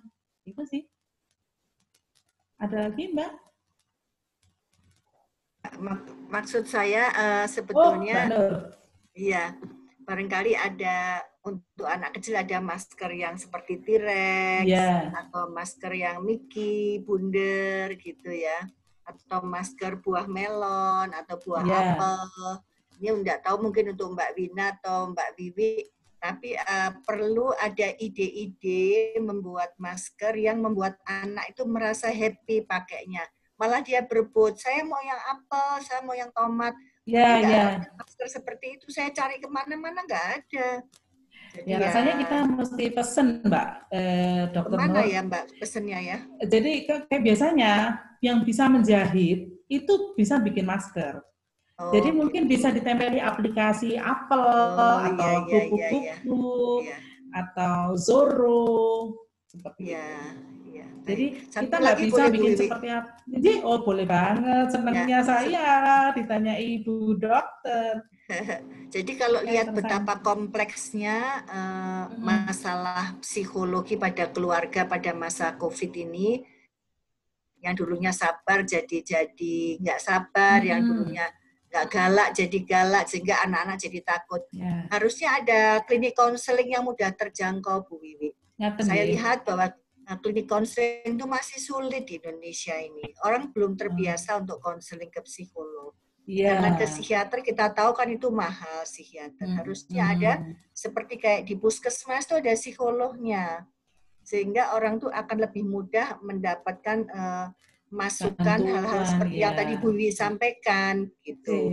Jadi jangan fisik aja di puskesmas tuh yang diobati, tapi psikologis juga harus diobati. Tapi sekarang kan itu, Mbak Noja, ada yang 119 itu boleh, gratis itu. Telepon ke 119, telepon ke 119, extension 8, itu pendampingan psikologis free dari Kemenkes. Jadi seluruh Indonesia. Ada satu keponakan saya yang mau konsultasi ke psikolog, antre 2 minggu. Jadi psikolog anak sih. Jadi ya memang perlu informasi ini penting ya. 119 seluruh Indonesia. Ya, 119 extension 8. Extension 8 seluruh Indonesia ya. Iya. Baik, terima kasih Mbak Wiwi. Sama-sama, Dr. Roja. Lagi? Terima kasih Bu Wiwi. Selanjutnya ini pertanyaan dari Dr. Nurwati juga untuk Dr. Wina. Nah, anak yang tinggal di daerah kumuh itu kan sulit mencari tempat atau unit olahraga seperti yang tadi disarankan untuk aerobik. Apakah ada solusi lain? Iya, terima kasih Dokter Nur atas pertanyaannya. Saya akan mencoba menjawabnya. Kalau untuk menyesuaikan dengan kondisi anak yang tinggal di daerah kumuh, untuk mencari tempat untuk olahraga seperti yang disarankan tadi, ya memang kita harus kembali lagi menyesuaikan dengan kondisi lingkungan yang ada. Jadi sebisa mungkin mencari tempat yang terbuka di sekitarnya yang dapat sinar matahari. Intinya berusaha untuk mendapatkan sinar matahari dan itu hanya di jam-jam tertentu, yaitu jam 10 hingga jam 2 siang. Kenapa di jam tersebut dan hanya sekitar 15 menit? Karena di jam-jam tersebut itu sinarnya, paparannya sangat baik sehingga akan mengoptimalkan asupan vitamin D. Sinar matahari itu murah, tanpa biaya, dan dapat digunakan untuk meningkatkan imunitas tubuh juga. Kalau tidak bisa, mungkin bisa juga di dalam rumah saja. Mungkin kalau punya gadget, bisa senam atau di rumah yang memakai video seperti itu, karena sudah banyak sekali. Jadi tidak ada halangan untuk tidak bergerak selama di rumah, atau mungkin juga bisa berkegiatan membantu orang tuanya membersihkan rumah, karena itu juga dihitung sebagai bentuk aktivitas fisik. Dan kembali lagi, intinya mencari segala sesuatu, yang penting di sini adalah niatnya. Jadi niat untuk mencari bergerak dan mencari aktivitas fisik yang sebisa-bisanya.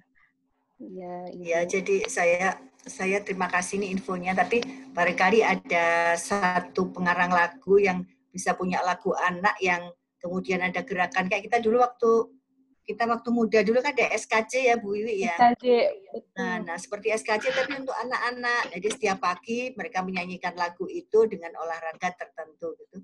Kalau bisa itu enak ya sebetulnya ya. Oh, betul iya, sekali, iya. Ibu. Seluruh Indonesia begitu bisa bersama-sama mempunyai semangat yang sama dan olahraga. Ya ini ide aja sih Mbak. Ya, ya Mbak. Kali aja. Iya, Oke. betul.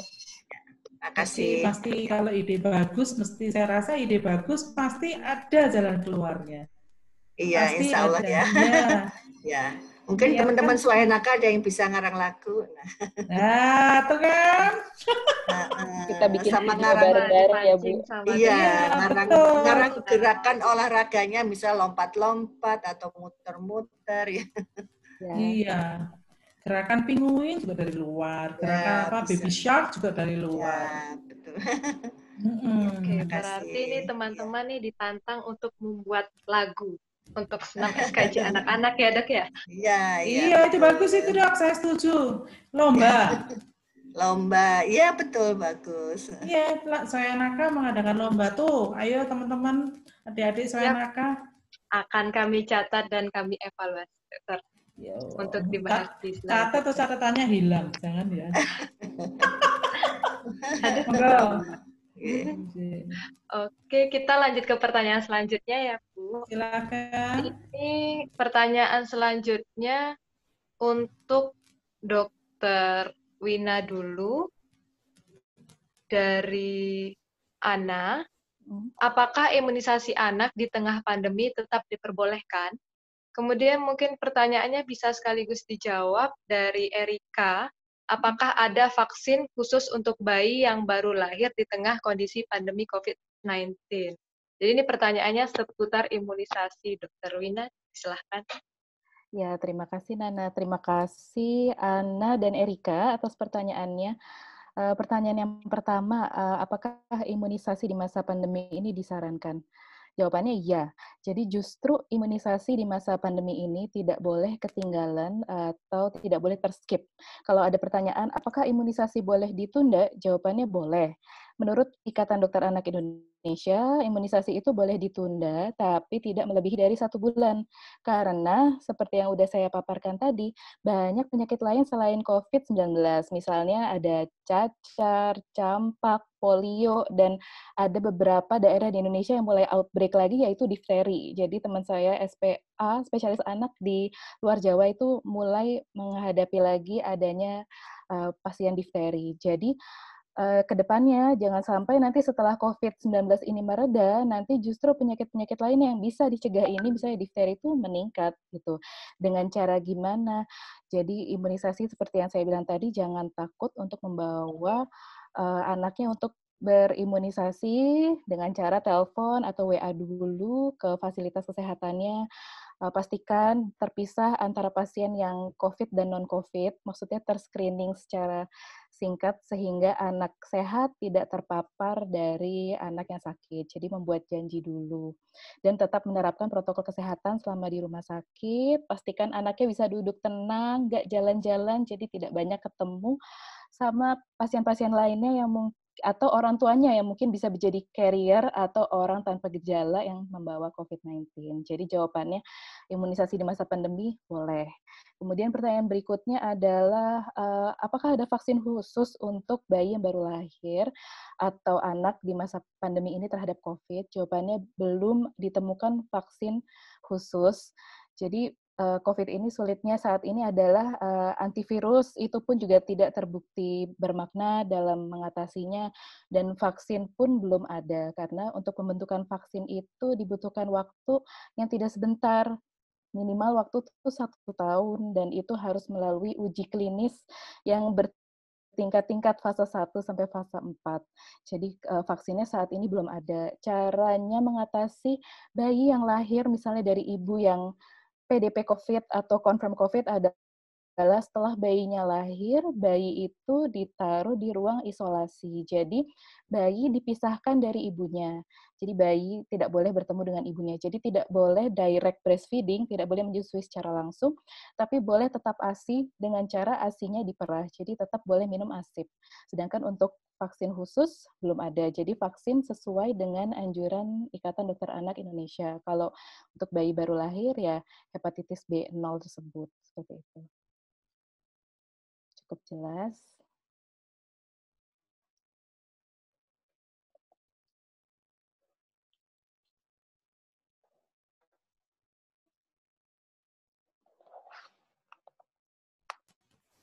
Udah rasanya gimana?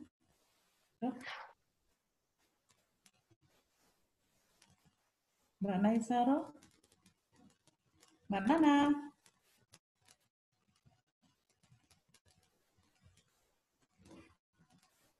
Dan selanjutnya untuk Dr. Wina, bagaimana cara merawat keluarga yang menunjukkan gejala ringan COVID-19?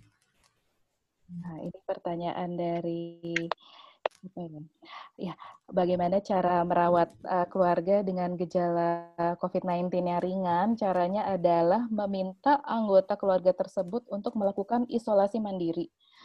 Itulah yang selama ini dilakukan juga ke beberapa ke orang-orang yang mempunyai gejala ringan. Gejala ringan itu seringkali itu tidak menunjukkan gejala yang bagaimana banget gitu. Jadi memang seperti orang flu biasa, tidak enak badan, pegel-pegel, pusing, migrain, pilek, hidung buntu, tidak bisa membau, anosmia itu ya, itu gejala-gejalanya. Jadi gejala-gejala itu orang harus isoman, singkatannya dari isolasi mandiri. Jadi harus isoman, harus sadar diri, menyendiri. Jadi benar-benar tidak menghindari kontak. Jadi benar-benar tidak keluar rumah, tidak ketemu anggota lain di rumah.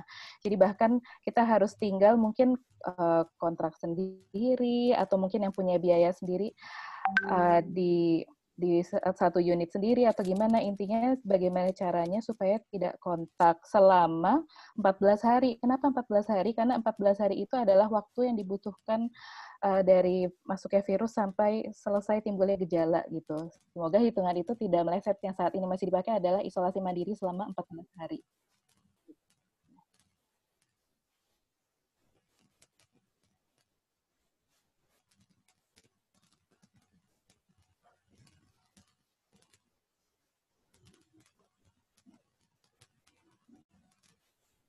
Naisaro, sudah selesai Mbak Nana.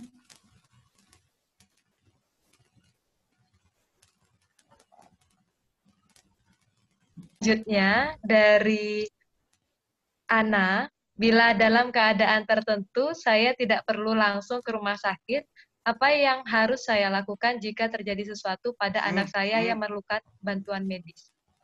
Oke, terima Silakan, kasih. Dr. Wina. Nah, pertanyaannya ya. Ya. Bila dalam kondisi tertentu tidak langsung ke rumah sakit, tapi harus dilakukan jika terjadi sesuatu pada anaknya yang butuh bantuan. Nah, sekarang ini kan aplikasi atau media itu kan sudah banyak berkembang.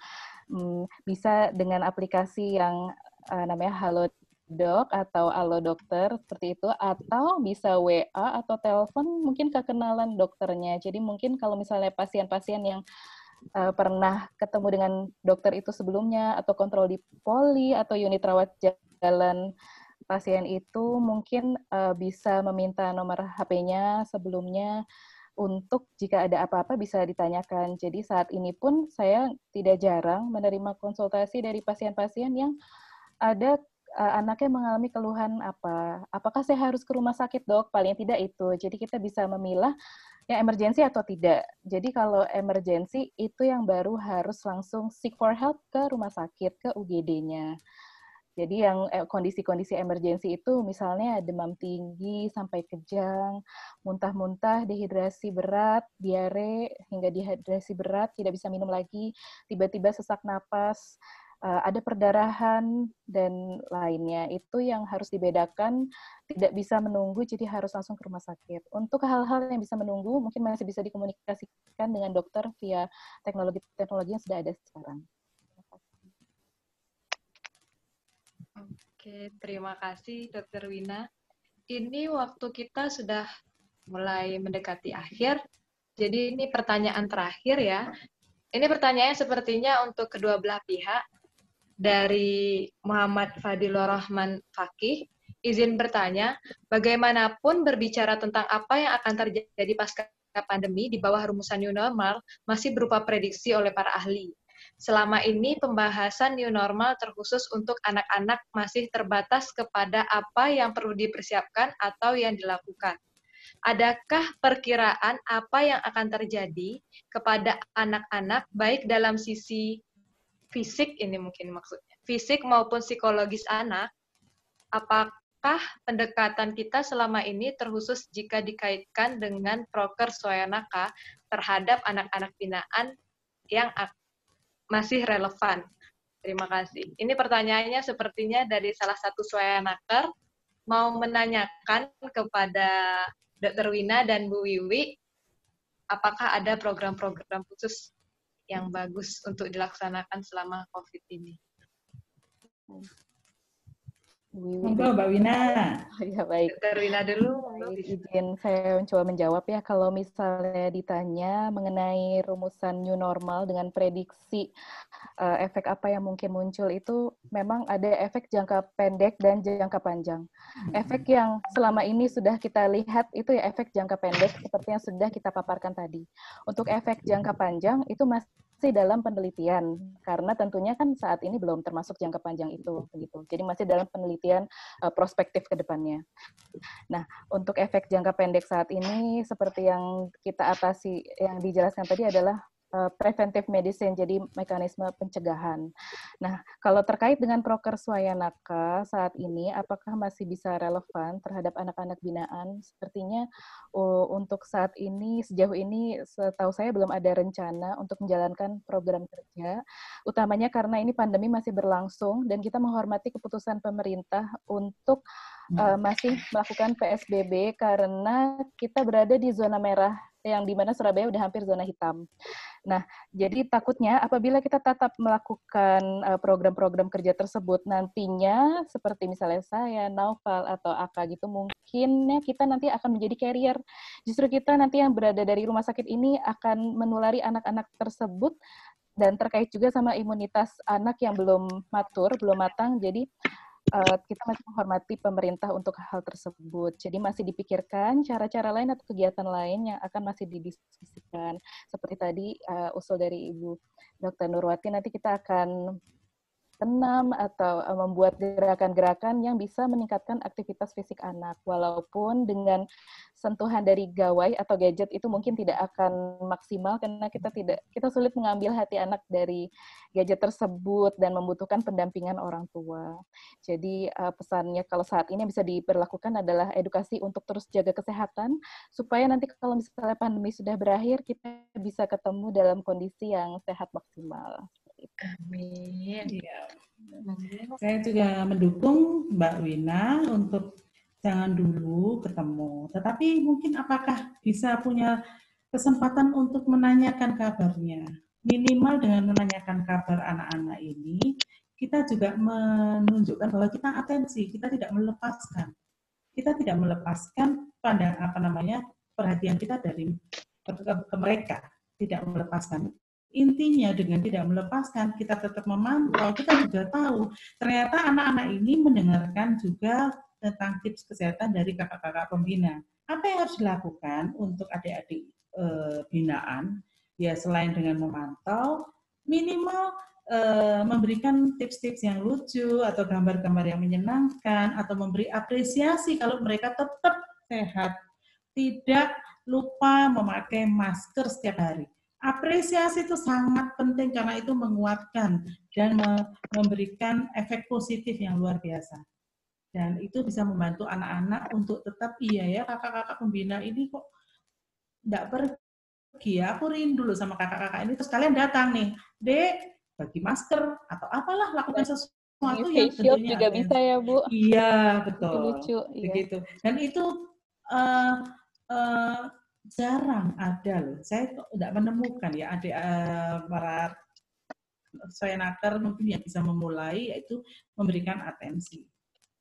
Kalau ada dana ya ada tulisannya Swayanaka di maskernya, tapi kalau nggak ada mereka menggambar, menulisin namanya sendiri di masker, tapi dibagikan, nggak ketemu loh ya. Jadi langsung dibagikan, nanti mereka nunjukkan di foto atau apa bahwa dia sudah memberi nama di maskernya Swayanaka. Sesuatu kan. Nah itu sih salah satu yang paling mudah gitu ya.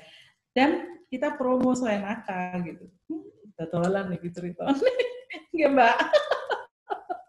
Tidak dalam bentuk uang, tetapi kita menunjukkan atensi, karena atensi itu penting bagi anak-anak yang binaan. Mereka tidak mendapatkan maksimal, gitu. Dan kita bisa memberikan, walaupun sedikit, kita menambahkan atensi itu pada mereka.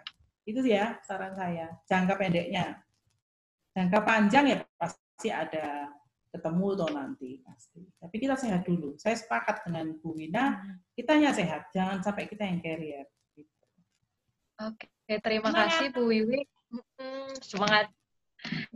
Ini sebenarnya sudah mendekati akhir waktu, tapi ada satu pertanyaan terakhir dan cukup menarik.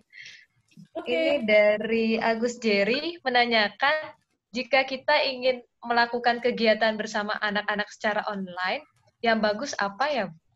Tuh. Mungkin ada saran dari Dr. Wina maupun Bu Wiwi untuk kegiatan online yang baik dilakukan bersama-sama dengan anak-anak. Saya boleh, Mbak Wina? Saya duluan Iya, ya. Ibu. Anak binaan itu punya handphone, kah? Bolehkah memakai handphone dari orang tuanya? Untuk kita bisa memberikan pendampingan dengan handphone, apakah boleh? Apakah mereka memiliki?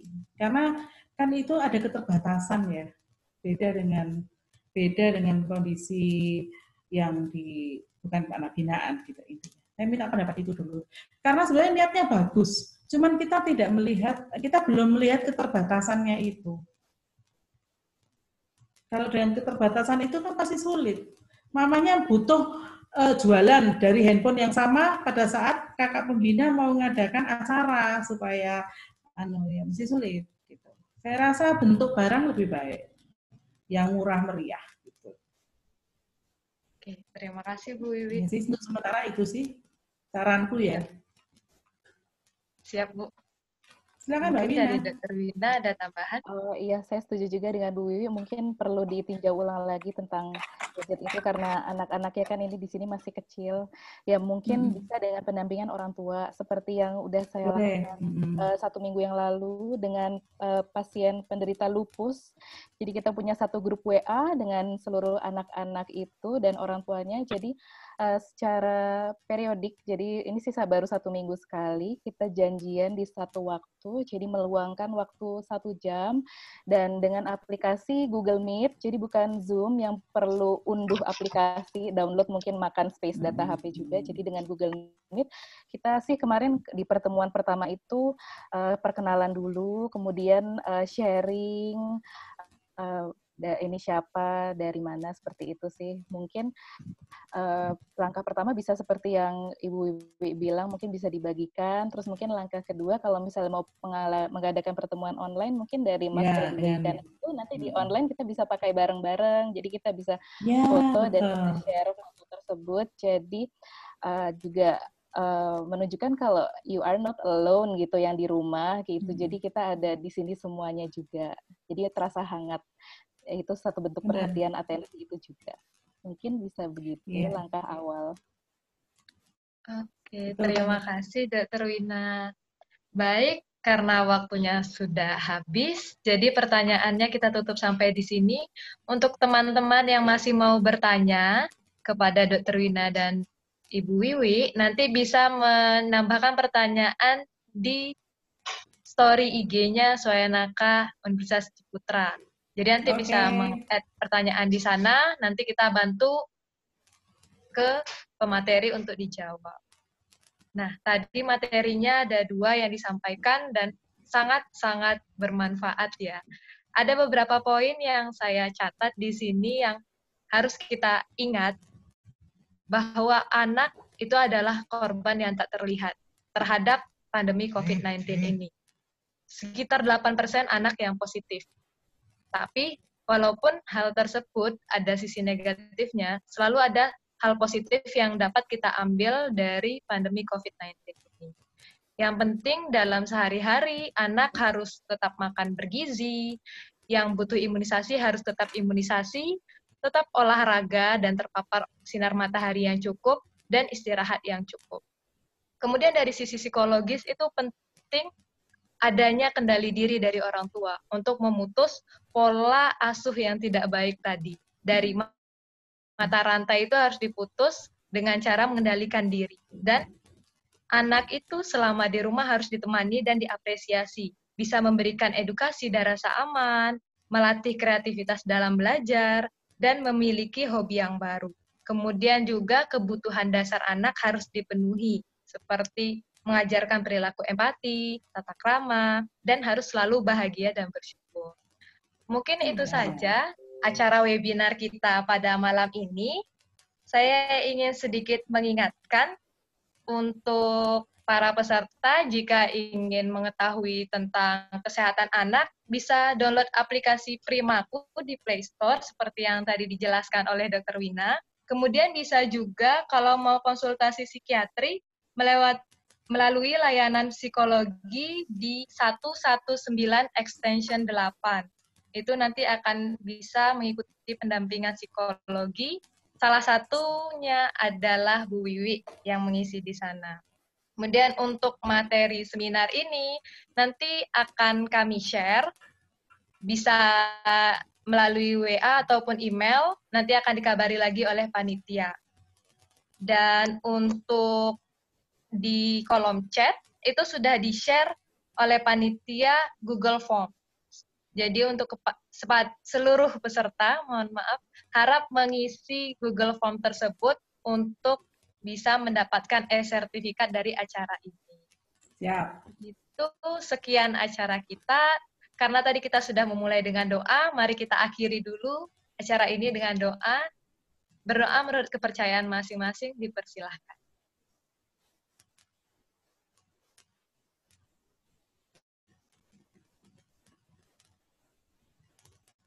Berdoa selesai. Sebelum kita benar-benar berpisah, ayo semuanya peserta menghidupkan videonya.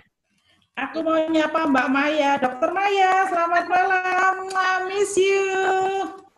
Ayo semuanya matikan videonya, kita dokumentasi. Adik-adik semua, semoga bermanfaat ya materi tadi. Terima kasih Mbak Wiwi. Terima kasih Mbak Wina. Mbak Nurce. Ketemu lagi. Foto, senyum, smile. Ayo dari panitia mungkin memberikan apa-apa. Dirapikan dulu rambutnya. Itu yang hidungnya. Dokter itu ada ya? Siapa? Dokter Mbak Dari. Mbak Dari sudah. Mbak Dari ya, kelihatan Mbak Dari. Mbak Dari mana ya? Ini Mas mukanya belum kelihatan. Ada Mas Aka ada. Ayo siapa yang motret? Ayo siapa yang motret? Saya. Ayo ya. 1, 2, 3. Satu lagi di halaman kedua. Oke. 1, 2, 3. Oke, baik. Oke, terima kasih. Sampai ketemu lagi. Jangan bosan-bosan untuk ikut terus Swayanaka Webinar Series. Nanti akan ada Swayanaka Webinar Series keempat. Tunggu aja infonya, akan kami share. Terima kasih atas kehadirannya. Sehat-sehat ya Mbak. Sehat-sehat. Iya, sama-sama. Sehat-sehat. Assalamualaikum. Peluk. Waalaikumsalam.